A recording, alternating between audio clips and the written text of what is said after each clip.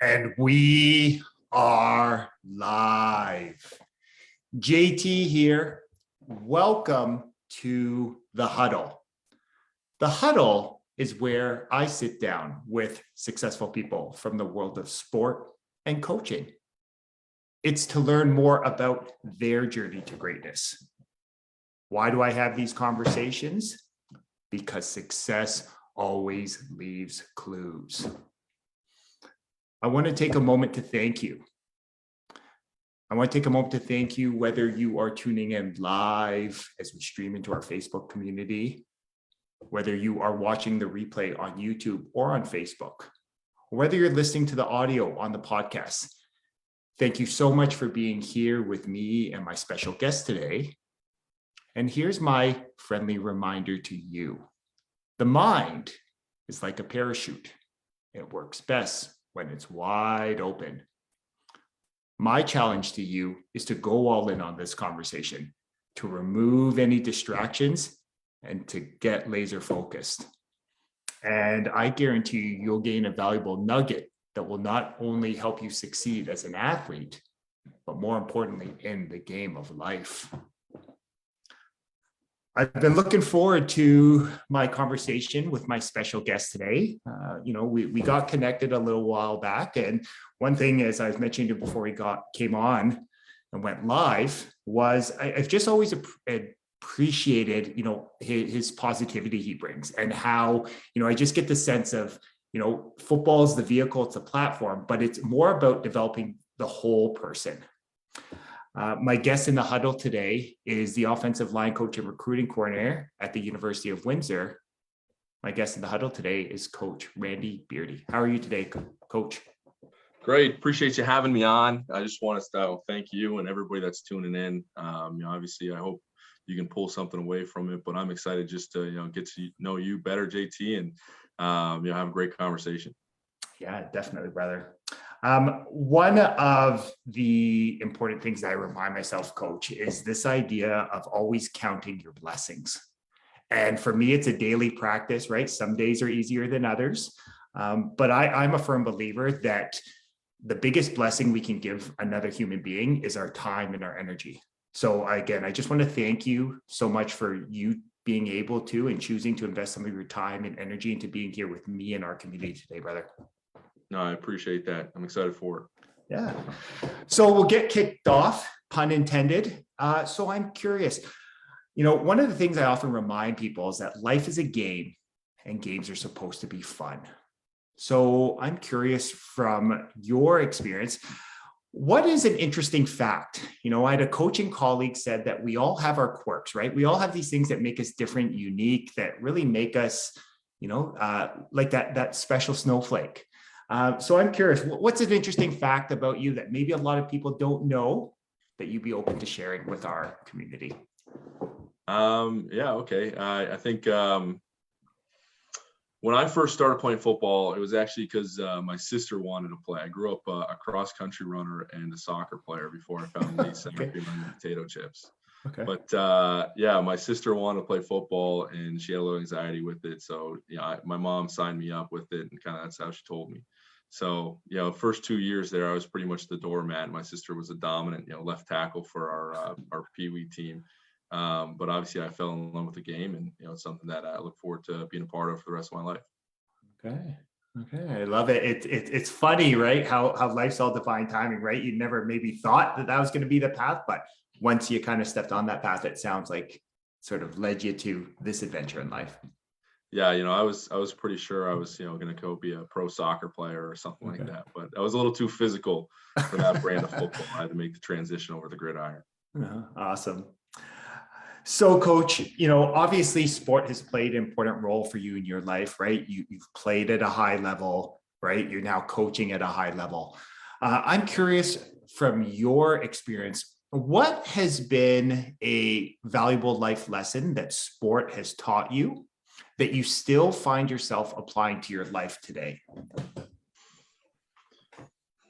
I think the biggest one is just the relationships of the people that you meet. At the end of the day, that's so much more valuable than anything else. And there was times in my life where I put value over those relationships into things, selfish gains, whether it be like the football side of my development or something else. And then there's other times where, you double down in those relationships, and that's like where you're focusing on it. And I think that's so much more important because you're going to gain so much more from that. And it's kind of the idea, the more you give, the more you get. And I think it also helps you to stay as a more broad person. I think one thing you can do in sport is when you start specializing, especially the higher and higher you get with it, you can lose yourself in the sport a little bit. And I think a difficult part of that is, at some point, somebody's going to tell you, or something is going to tell you when you're done, and you don't really have that autonomy over the decision. So, how you're going to handle that, you don't really know until it happens. And I think the more of a whole person you can be and identify in different areas in your life and the relationships that you have in it, I think the better, because you're going to have a better support system, and you're going to have just a wider range of who you are as a person. And I love everything you're sharing, Coach, and why I love it, it's such a simple idea, right? And I think back to that Woody Hayes book, right? You win with people. And it's so funny how it's just simply like investing into people, investing into, giving your time and energy into, getting to know someone. It's amazing how that simple idea can really help make this, journey of life way more enjoyable. Yeah, I totally agree. I mean, I think at the end of the day, it's like, how do you want to spend your time? And even as a coach now, I think realistically, like, how much are you going to gain, in each hour that you're going to be there? Just working on a specific skill. Like, at the end of the day, it's going to happen or it's not.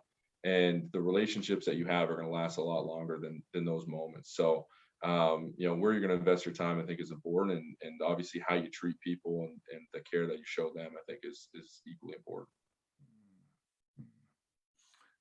So I'm curious, brother, one thing is that something that you've always understood, like the importance of like really developing and nurturing and developing these great relationships? Or was there a particular coach, mentor, family member that sort of helped you understand the importance of putting people first?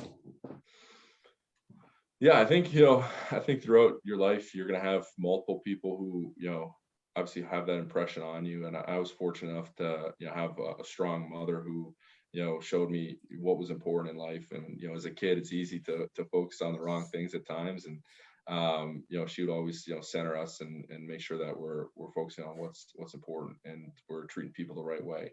But then, at the same time too, she understood, that there's other things I need in my life, and, reached out to the Big Brother program, and I ended up having a big brother for, since I was 8 or 9 years old. We've known each other forever. I just, was at his son's baseball game this weekend, and it's kind of come full circle now that he's graduating high school. But yeah, I mean, he's been a huge influence on my life, and, being able to talk to him and be open and vulnerable with him as I grew up, and have that kind of male figure throughout my childhood. And, now as a man, it's been hugely influential. And the coaches I've had in my life as well. I mean, think back to Pee Wee, and then high school, Craig Davies and starting Northern there. Men that I love and see all the time, and hopefully you'll see the next day or two as the SWASA track meets happen. And then coming to university and moving forward with that. Every step of the way, there's been teachers, there's been coaches, there's been parents of players that I coached at Pee Wee level and above, and it's just you pull what you can from each person, but the relationships that you can build and keep are the most important part. I definitely I heard two things there from you. Was the importance of being able to observe people as mirrors, right? Like, one thing I often remind people is like, we see in others, what's possible for us, right? So I always liken that to, if you see someone that is always, demonstrating this like unconditional love of people, right? That's just showing you, right, what, a quality you have in yourself. The other thing which I really loved as you were sharing was how you've sort of had this beautiful journey of having these great coaches and mentors, and your willingness to be open to actually seeing those great qualities and just embedding them into your life. And why that I find so interesting is that you mentioned the idea of love. You also mentioned care earlier, and it's so connected to your pillars, because I know at the university you guys are talk about, you know, the importance of love, serving, care, like, right? That's embedded in the culture there. Those are values that the program's based on. So I'm curious from your perspective, why is it so important to have clear values in your life, whether it's on the football field or whether it's just life in the game of life? Yeah, I mean, I think the biggest thing, and we were talking about this earlier, I think, a lot of people will practice faith and religion. I'm not necessarily a religious person, but for me, practicing faith is really, having that set of values. It helps guide you through decisions that you make every day. But I think the most important part is when, you come to a crossroad or you're in a gray area. Your values are what really is going to set you, to the next path. And knowing that we're built upon the values of love, serve, and care, it makes it a lot easier. And it's really comes down to everything that we do as a program, from recruiting to operations to coaching to every aspect that we do together as a group. But then as a person, I mean, it's the same thing. And I think that's something that we really got to focus on, is if you're going to preach it, you got to practice it. And, that's something I try to do every single day. And, again, nobody's perfect.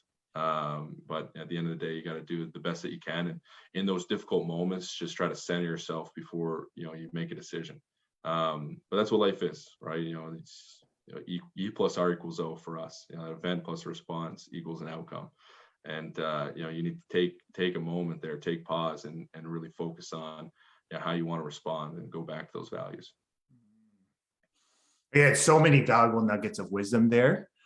What I really heard from you again is the importance of understanding it's a daily practice, right? It's removing this illusion of perfection that you're always going to get it right 100% of the time. It's giving yourself some compassion, some grace that, you'll make mistakes, but it's almost a chance just to, like you mentioned earlier, come back to balance, right? Come back to center. And the one thing I really love about what you're helping to grow at Windsor is this idea of, hey, it's easy to talk about love, serving, care, but I love that. And I know Coach Cercelli mentioned this, like, it's got to be followed up with great action as well. Yeah.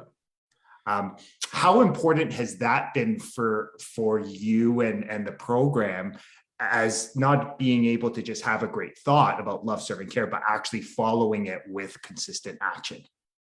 Well, I think that's, we talk a lot about metrics, how can we measure different things to really see the follow through? And, that's what behavior is for your values. At the end of the day, you're measuring how well you're following those values by the behavior that you're displaying every day. So, each moment you got opportunities to make decisions, and how well are you going to, behave in those moments, and what are you going to do to show those consistent habits that are going to set you up for success? And then I think an important part of that is, how you define success, right? I think everybody might define it slightly differently. I know, especially when you get into athletics and the sports, how you define success team by team can vary a lot too. So, I mean, I guess, JT, like, how do you define success? I always come back to this idea of quotes, right? Because quotes are just an easy way for it to articulate. I love Earl Nightingale's idea of success. Like, success is the progressive realization of a worthy idea or goal. And the key word for me there is it's progressive, right? It's a lifelong journey. And as long as you move in the direction of growth, then you're successful, right? And for me, where that's helped is we live in a world that has programmed and led us to believe that success is always external measures. It's the number on a scoreboard. It's the number on a test. It's the number of zeros in your bank account, where, hey, that's just like a metric, right? It's just like one measure that really, at the end of the day, and this is what I love about what you're helping to grow, is your values are your values. You get to determine that, right? That to me is success, being able to choose what your values are and then aligning those values and making your thoughts and actions aligned with those values. Yeah. So one thing you said there too is you talked about the progress. I think one thing, I brought away from football, you asked earlier, is that life isn't as linear as we like to think it is, especially growing up as a kid. It's like spending 4 years in each of these different sections of school, and then you're going on to life. So I guess how do you define progress, or how do you view progress to a windy road that life is? Yeah. Again, there's it's been a lot of lived experience, right? Again, I've been blessed like you to be around some great coaches or mentors. I had a great mentor that shared with me, there are only two questions to ask yourself, and this applies to every area of your life. One, what am I doing well? Two, what could I do better next time? And for me, those questions reframe it. They remind me to be objective with myself. And it just allows me to celebrate my past, everything that's brought me up to this point. And two, it allows me to focus on what I'm creating in the future. So that to me is my process. And again, it's a daily process. Some days I do it better than others. Yeah, exactly. And I think that's kind of the beauty of the game of football, right? I think there's so many lived life experiences in football that you can take away and put into what you're going to do as a person. And you're talking about being objective, and I think it's so important to be objective, not only in failures but in positive and positive moments as well too, right? Because you can win football games and still have a lot of areas that you have to improve. Yeah. So that's some of the stuff that definitely you gotta take away and kind of move forward with is how can I continue to grow even in the positive, but understanding that it's not always going to be like that. Definitely. So I'm curious, right? You have a unique perspective, right? Because you played at Windsor, now you're coaching at Windsor, right? And there's a little detour there in the CFL. So I'm curious, what has that experience been like for you, being able to sort of be an alum, and now you're helping to kind of create what happens moving forward? What has that been? What has that experience been like for you? Yeah, I mean, it's been great. I mean, I think the biggest thing for me, it was a dream to be able to coach at this level and be able to coach at the University of Windsor. Playing here, obviously, I was very passionate about the team and the program, and wanting to see the team have success on and off the field. And being able to put your hand in there and really be a part of it, I think it is something I always want to do. So the fact that I got an opportunity early on, Coach Demore bringing me on, I was really appreciative of that. Working with Coach Church, my offensive line coach, I was excited to do that, and then being able to take over as the offensive line coach, and eventually, work in recruiting and operations and all that kind of stuff, and even strength conditioning. It's been great, and especially where I'm at now as the recruiting coordinator. I remember when Coach Trisselli asked me if I want to take that over. Obviously, I was excited, but the biggest thing for me is I didn't see it as my job is to recruit players. As my job is as much as it was to be kind of the program coordinator. To make sure that everybody was having a great experience, to make sure that everybody had what they needed, and serve from behind. That servant-based leadership mindset. And the biggest thing was it's not to get the kid to sign on a dotted line. It's to make sure that these young men have what they need to grow and become a better man, better husband, better father, and really take advantage of the next 4 to 5 years of their life, where they're coming away set up for the next 40 to 50. So I've been excited to do that, and it's great being able to meet everybody and get to know everybody on the team before they get here. And then I loved doing the strength conditioning for the short stint that I had, because you're there every day, and you're in the room with them, getting them better, and talking to them about their highs, talking to them about their lows, and just finding ways to get better and to build, especially build the mental side of the game, and just them as a person as well. And it was a blast. So obviously still excited to do it as kind of an auxiliary piece now, where you could float around a little bit more, but it was a lot of fun while it lasted. Yeah. Well, and what I love about what you're sharing is you could tell, your energy and enthusiasm is jumping off, right? The Zoom screen, and you could really tell. And it's interesting that it connects back to what you said you've learned from sport, is the importance of you win with people, right? It's investing into those relationships. And it's funny how each of your, responsibilities, each part of your adventure has been, whether it's strength and conditioning, whether it's recruiting, whether it's coaching the O-line now, program, overseeing the program, it's it's all connected to helping people get to where they want to go, to the next phase of their journey, right? So that's awesome. Yeah, and you can spend all the time you want overcomplicating it and trying to be the smartest person in the room, but at the end Yeah. of the day, it really does simplify it down to that. And I think you see some parallels and in Yeah. football too, where you can spend all the time you want overcomplicating things, but it's how much they know, and it's how much they know that you care about them. And I just appreciate it. And I think not to brush over it, but my opportunity in the CFL was definitely an appreciative one. I always joke around, the best one game career out there. Yeah. Got to play in week 8 or the 18th game there, and Yeah. week 20 or 21. Yeah. PR'd for the Grey Cup run, so got a ring out of it. But really appreciate coaches like Brian Chu, who took me under his wing and really gave me everything I needed and showed me what it meant to be a pro, and the standard of excellence that you need to have success at the highest level. And then players, who are, lifelong friends for me, like Sir Vincent Roger, Nolan McMillan. I mean, Jake Silas, love all these guys, John Gott, Jay Mike, he's a sweet dude. So, I mean, you just meet so many people, and it's just, even though it was a short stint, definitely something I really appreciate and carry with me every day. Mm.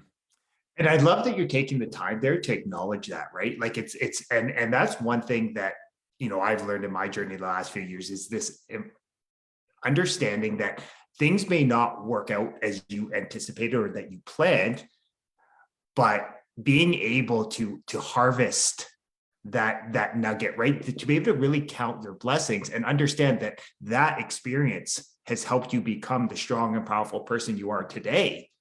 It's like, it's a game changer, right? And to me, that's like truly when you start to feel grateful and blessed about this amazing journey we call life.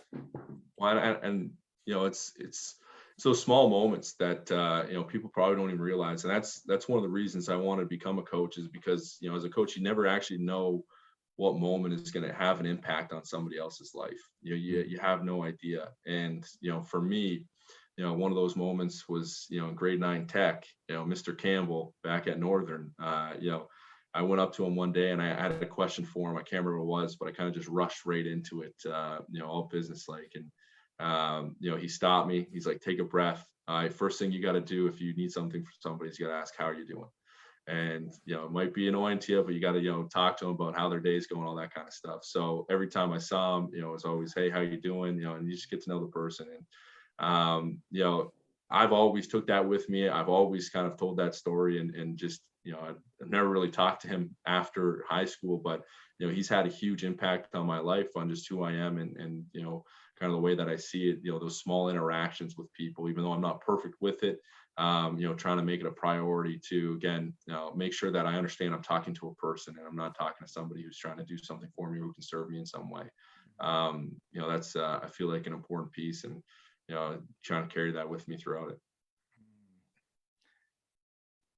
And what I love about it is it's just a great reminder, like simple things, right? Like at the end of the day, this game of life is about people, right? It's about truly, what I have found is when you focus on leaving others with the impression of increase, that you truly leave them better off than before you got there. It's amazing how much different life feels. And to me, that is at the essence, you strip it all away. That is being a servant-based leader, right? Is truly leaving people better than before you got there, right? So I love that simple, like, how are you doing? And actually waiting for the response. Yeah. Well, and how impactful those like small little, passing transgressions can be, positive or negative, right? Because I'm sure we've all had that day where, a cashier says something, or, a waitress says something that, rubs you the wrong way, or, somebody when you're driving says something, whatever it is, right?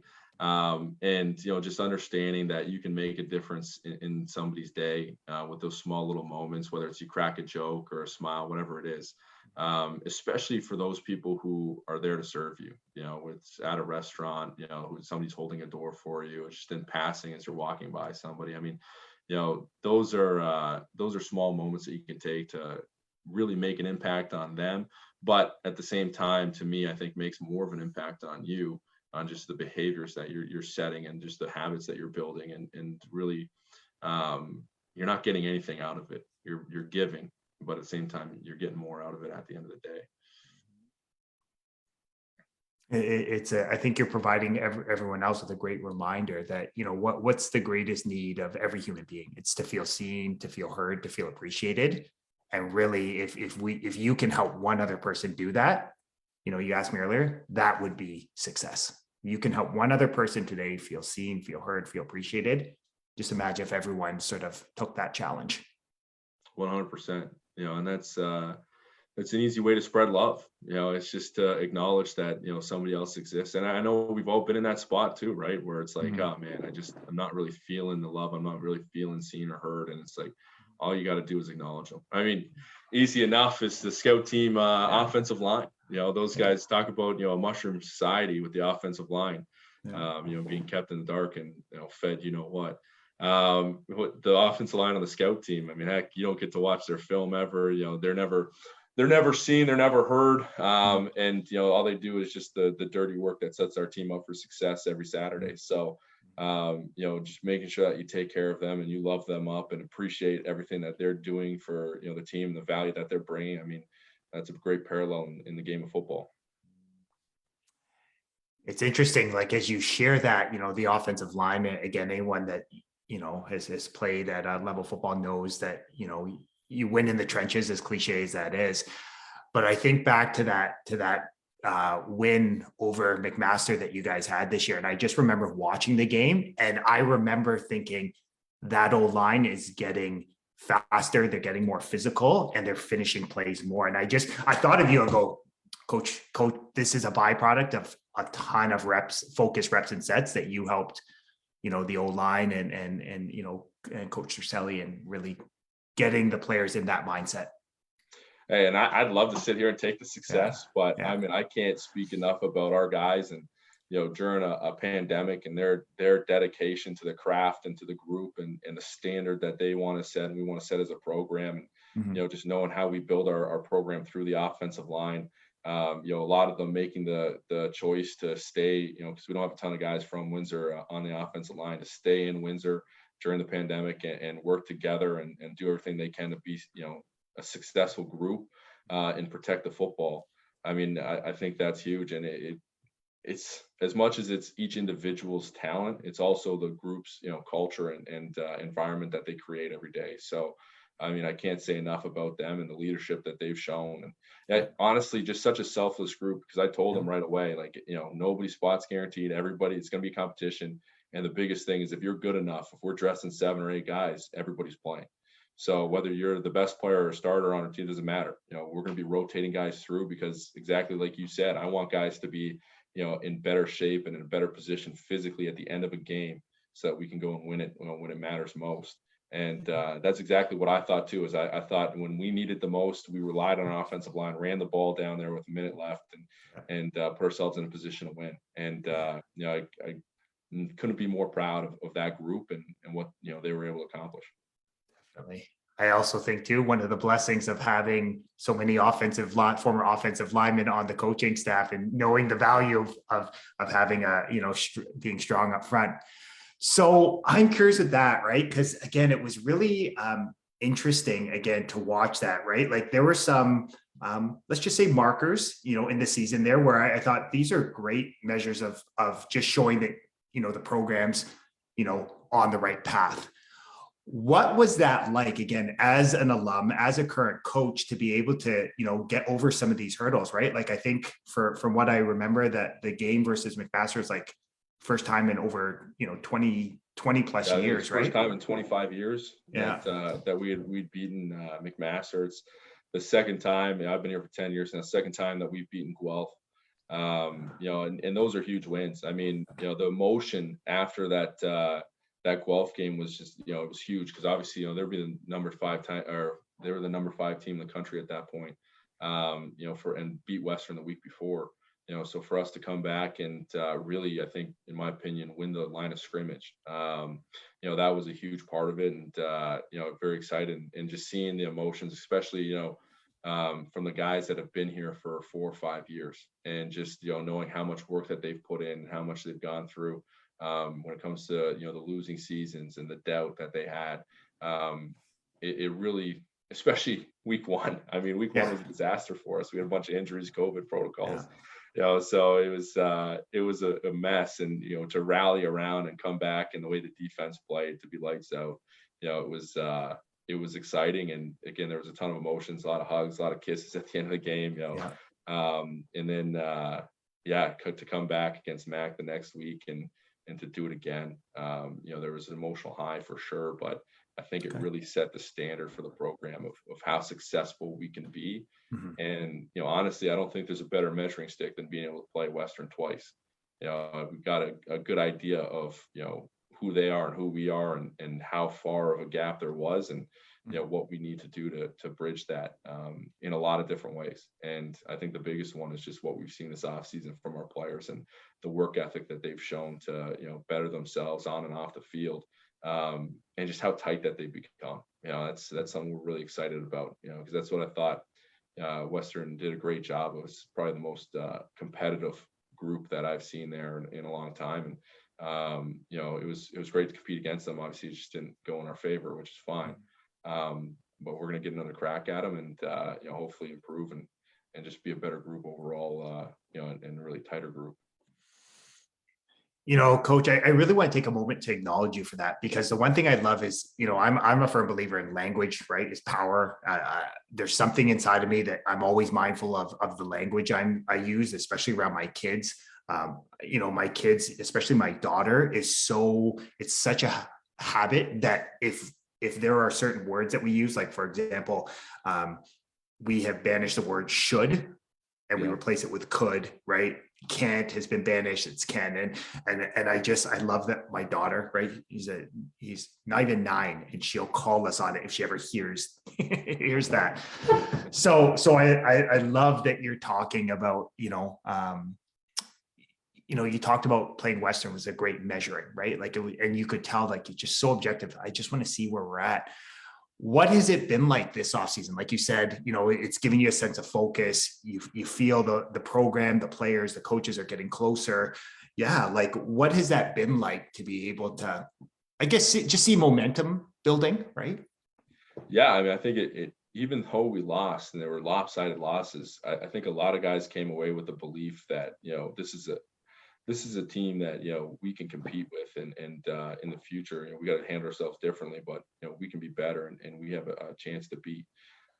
So I think individually each guy took that upon themselves and say, hey, look, I got to get better. I can find a way to do more, and really just built that belief, which is crazy. You get a little nervous when those big losses happen, but the confidence rose with the group.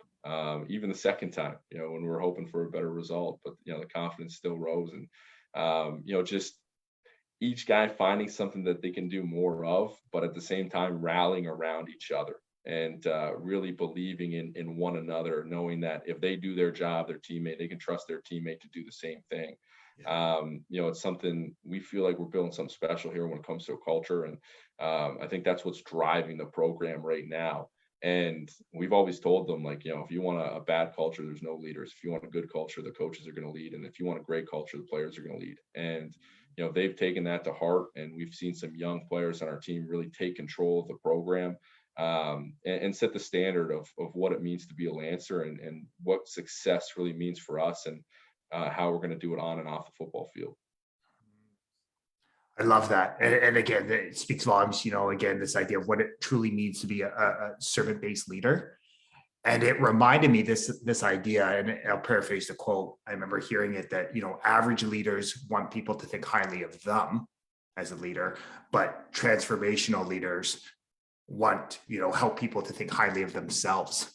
And I know for the work I do, working with my private coaching clients, and it's the importance of really helping people become calm and confident, regardless of what's going on in the scoreboard of life. So I'm curious, from your lived experience, how important is it as a servant-based leader to be able to encourage people to develop true calm and confidence? I think it's huge. And I think it's something that, we talk about a lot, like, especially in our positional group, just having conversations about life with these guys. I think the biggest thing is you want people to be calm and confident. You got to be calm and confident with yourself. And I think the thing that needs to be balanced with that is vulnerability at the same time, because Yeah. again, nobody's going to be perfect. Nobody's going to be calm and confident at all times. And, when you aren't and you can't be, you need to be vulnerable enough. You need to have that trust that's built between you and the other people you're surrounding yourself with, that you can say that, and people can acknowledge it without, changing their views of you, or just thinking lowly of your downer view at that point. Like, they want to build you up. And I think that's why, we see this as a special environment, is when people are struggling, it's not something where, we walk away from it. It's like, okay, how can we find a way to support you and, put you in a better place, because you're somebody, we value and we want you here, and want to make sure you're successful on and off the field. I love the whole idea about the vulnerability piece. One thing that reminded me of as you talked about it was, I know when I spoke with Coach Cercelli in the huddle, that he talked about this idea of, like, I remember him vividly saying, if the word love makes you feel uncomfortable, this environment may not be for you. And I love that sort of common confidence that you as a program and you as coaches are so clear that, no, this is one of our pillars, right? The truly, like, unconditional love, right? Is, like, to me, that's true common confidence. What has that been like, right? To create this culture of vulnerability in, it's kind of interesting because, football is kind of, as you know, is kind of a unique animal in the fact that it does have this perception of alpha as a very, very quote unquote, like, just, two just smacking heads. Like, what has it been like introducing that idea of, like, the power of vulnerability? Yeah, I think it's a slow process, to be honest with you, because it's one thing to talk about it. It's another thing to, listen and hear it, and then to really apply it into your life. And I think the best part, if we go back to the values, the behaviors, the actions that we're showing as coaches, is, we believe that we got to be great role models. And now, not all of us are great role models in every single way. We all have strengths and weaknesses in that sense. But I think one thing I like to highlight, Pat Donovan, our defensive coordinator, when it comes to love, this is somebody who shows more love than anybody I've ever met in my entire life. First time I spoke to him in a 10-minute conversation, he told me he loved me 3 times. And he's just that kind of person where it's just gushing out of him, and it rubs off on people. The word love is something that's being thrown around constantly in our program, and whether it's coaches with players. Heck, I tell a lot of recruits that I love them. At the end of the day, it's something that you want to show, and you want to show it any way possible. And I just, when you feel it, you want to then give it to the next person. And I love everything about what we're doing here, and just the actions, behavior that Coach Donovan shows. It's something that you get excited to see him every day. You get excited to see everybody, but you get excited to see him because he's going to do everything he can to make sure you're good, and he's going to tell you how much he loves you. You give a powerful reminder, Coach, of you're always making people feel something, whether they're consciously understand that or they unconsciously do it. And it's funny how it goes back to your idea, like, this game of life can be really simple at times. Like, if you truly love on people and you truly have a curiosity to learn more about them, to really figure out what energizes them, what makes them feel enthused, what they're passionate about, and finding those opportunities to help them get there faster with greater ease, like, that to me is like, that's coaching 101, right? So I just love how you just remind, that simple reminder, you're always making people feel something. 100%. And I think one of the struggles for me when I first started coaching is I was coaching a lot of guys that I obviously played with, so I'm coaching my friends, and I think as I've gotten older, it's been a lot easier to separate, or better define that relationship, where we're not friends, I'm your coach, and still being able to bring a lot of value in their lives, in that sense. But yeah, I think one thing you got to balance with it though too is like, obviously you talk about how much you can give. I can't remember what it was he said earlier on, but it reminded me, like, the language, you were talking about language, how important it is. And I remember at one point we were talking about how, we want to build better men, better father, better husbands. And that's what our mission statement is. And, we had a conversation about how is build the right word.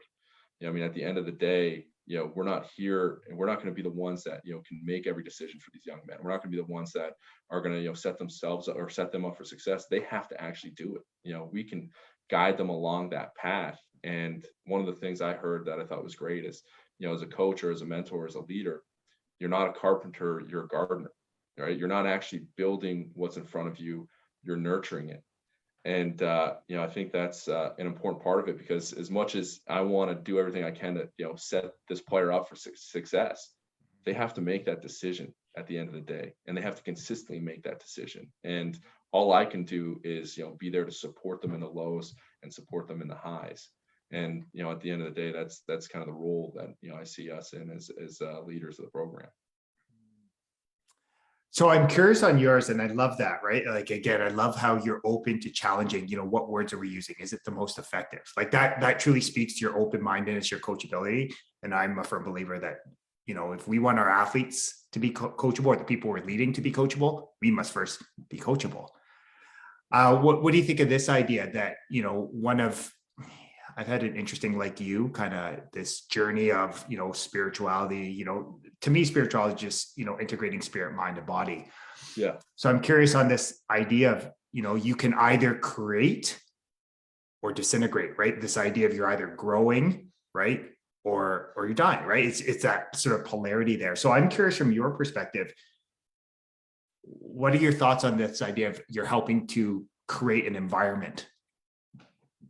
Yeah, so I remember taking a course, a psychology course, where we were talking about that, and we talked about how in this world, especially in North America, we live in this dualistic world where it's black and white, it's good or bad, and for you create or disintegrate, right? Yeah. And one of the things we talked about is like cultures like Japan and those kind of things, where you can see it as kind of case A or case B, but really it tends to kind of be in the middle.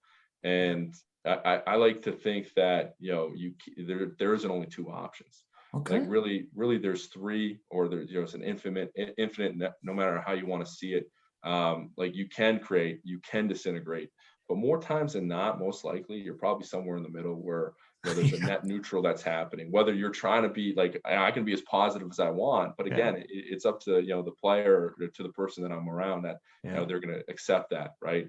And I think that comes into as a person, learning how much control you really have, and how important it is to go back to your values and your behaviors, because that's what defines you as a person, not necessarily the impact you can make on another person. It's just accepting the fact that that's up to them, and really just being true to who you are. It's interesting, and as you brought up there, this idea of athletes, or the people we're leading, have to make the choice for themselves, right? Like one thing I would always say when I say that to athletes I'm coaching, clients, is I'm not able to, like, I can't want it more than you do. Like, it's just at some point. And it's interesting that, what if it's this idea of, we've been led to believe it's all about willpower, right? Like I just have to try harder, I have to work harder. But what if it's power of will, the ability to get focused and just and I look at power of will, free will is the ability to choose your next thought. And really, if you really break things down, you have the ability to choose your next thought. And that's going to determine how you feel, the actions you take, the results you ultimately get. So I'm curious on, what your thoughts are on that.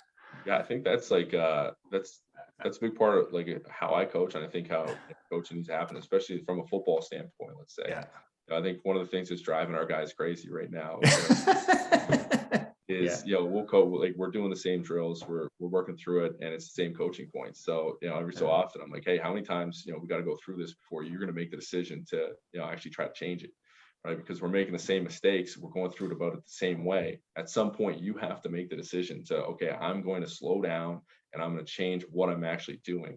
And I think that it's a parallel in life too, right? Like, if you're unhappy, or if you're in a situation you want to be in, but you keep doing the same thing, I mean, you're just going to get the same result, and you're going to be in the same situation. So I think in the off season you have the luxury, because you have so much time, especially football. It's a 3-month season with 9 months off. And you can really slow it down, and you can, talk to them about, okay, how are you thinking through this? What's the intent on this play? Like, what are you building here? And when you're in season, you lose a little of that ability, because now it's about, okay, we got to prep for a game. We got to make sure we're doing the things that we're doing for success on Saturdays. Everything's geared towards that one day versus that longer journey, which I think there's a balance between both, where, you got to be okay with both of those. But yeah, I mean, I think it's huge. Like, you got to have that mindset. Okay. And I think it's ownership, in my opinion, right? Where Yeah. that's more intrinsic versus the accountability a coach can bring. That's extrinsic.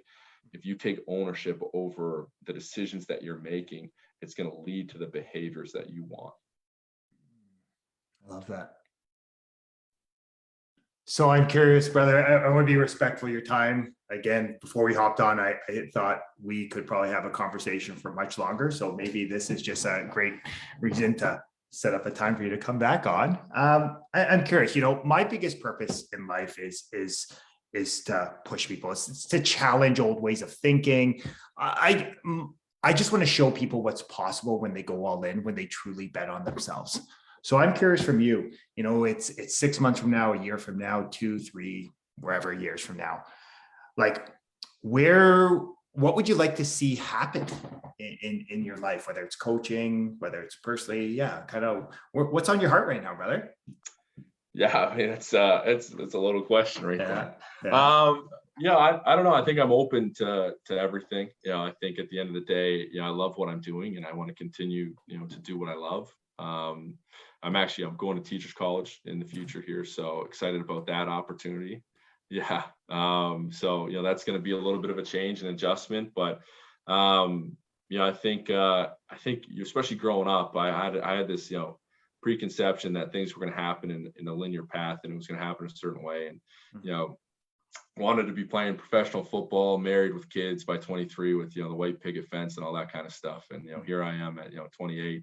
And it's a very different situation. So, at the end of the day, just being open to it, being the person that I want to be, I think, is the most important part. And, seeing where life is going to take me from that point. But I mean, hey, who doesn't want to be, lose a little bit of weight, get a little bit of hair back, and, be a little bit better there. But that's pretty much it. How about you?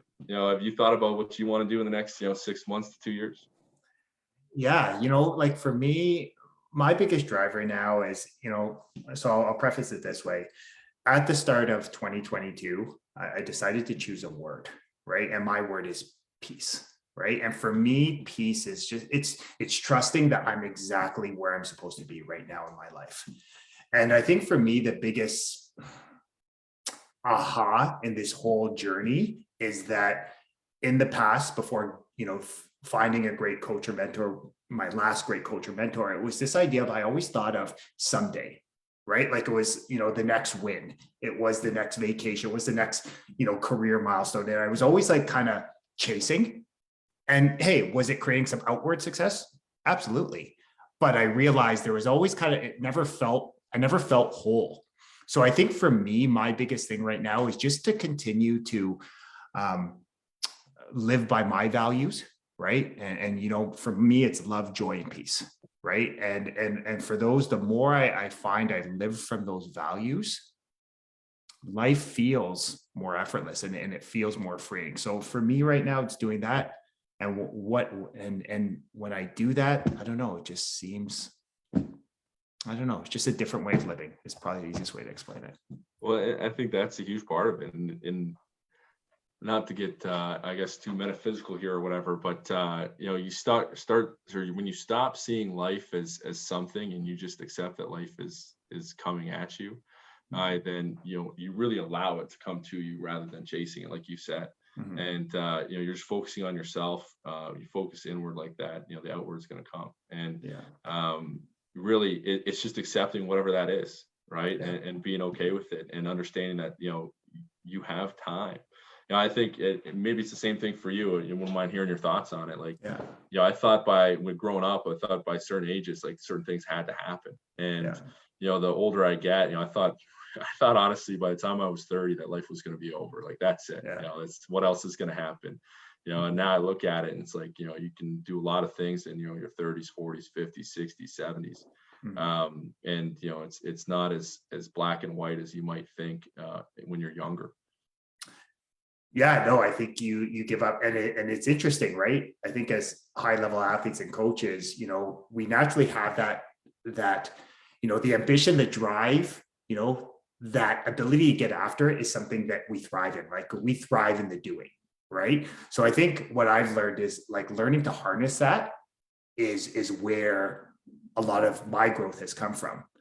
So what you were sharing, what it reminded me of is it's harnessing that and really celebrating the simple moments of life, right? And you asked me like the peace, like for example, like the ability to wake up in the morning, to sit outside on my patio, have a great coffee, to do some writing, just get my thoughts on paper.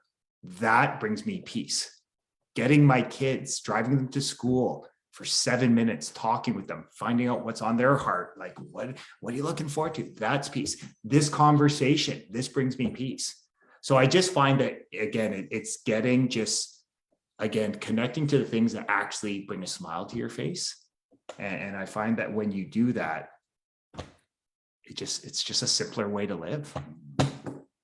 100%. And that's like, I love what I do. But you can, if you do it too much, you can definitely get burnt out. And, I think the one thing that I've accepted over these 5 years is that there's always going to be more to do. No matter how much I accomplish, there's always going to be more. So it's understanding that, if I want to, take some time to go watch a movie or to, go hang out with a friend or whatever it is, you have that ability. You got to make that decision, and it's not going to be the end of the world. And it was tough, honestly. That was probably one of the hardest lessons I had to learn. But learning that, I mean, it's made life better, and it makes you a better person, and it allows you to rest and recover and get ready for the next day and be better and be the best you can be at your job. But yeah, no, I think that's a beautiful thing to say and a beautiful way to look at life. You just gave me a great reminder that if we truly want to serve others, we have to first serve ourselves, right? Like we can only give to others what we already have. So I think what you just shared is a great reminder of the importance of self-care and really, acknowledging what we need first. Well, it's honestly, I'm sorry to jump in. No. I appreciate working with, guys like, Coach JP and Joe and Pat, who, have kids and seeing the parallels between coaching and having children. And, I think even balancing such a demanding job that is coaching, where you got to be available pretty much 24/7, and seeing how they're still able to, be with their children and be with their family and give them the time that they need and prioritize them.